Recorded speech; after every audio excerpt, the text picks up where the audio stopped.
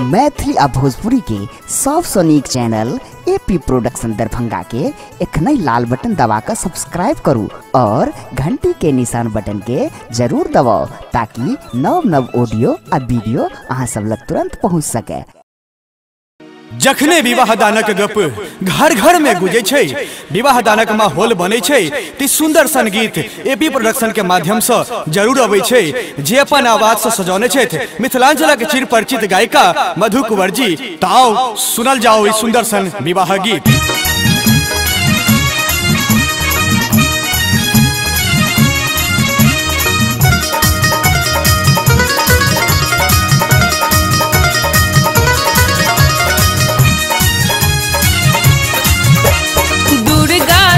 गौरी छथि सुंदर कोना लगेब उपटन माहे।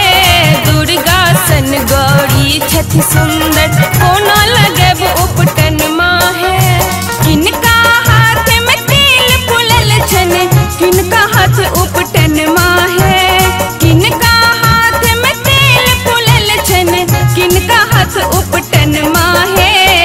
किनका हाथ में सब रंग पटिया, किनका हाथ में सब रंग पटिया, किए उघाड़ल अंगवा है। दुर्गा सन गौरी छथि सुंदर कोना लगेब उपटन माहे। दुर्गा सन गौरी छथि सुंदर।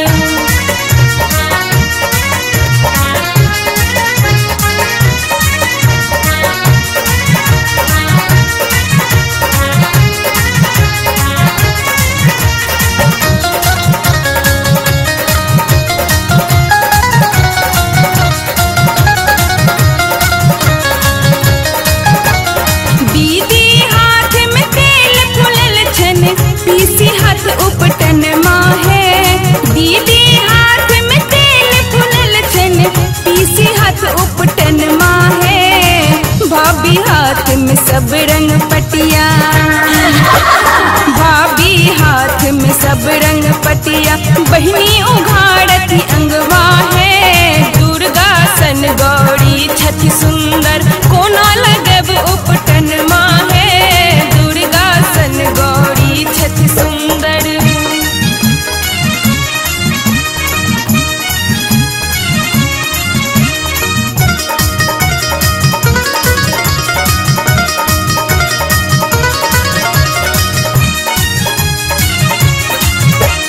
किनका हाथ में डाला सोहन के करत चूमन माहे। किनका हाथ में डाला सोहन के करत चूमन माहे। के ये लाबत हरियर दुभिया, के ये लाबत हरियर दुभिया, के ये लाबत धन माहे। दुर्गा सन गौरी छथि सुंदर कोना लगेब उपटन माहे। दुर्गा सन गौरी छथि सुंदर।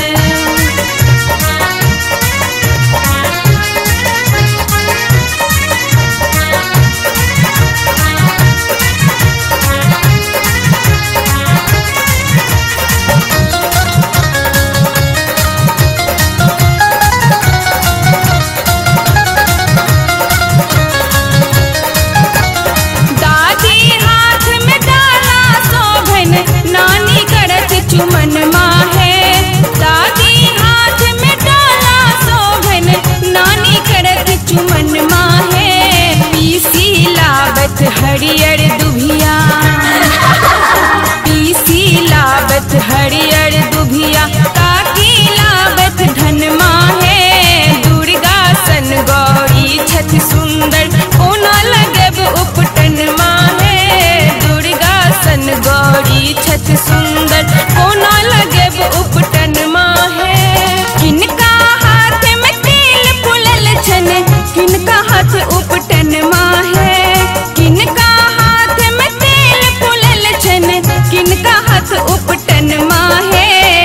किनका हाथ में सब रंग पटिया, किनका हाथ में सब रंग पटिया, की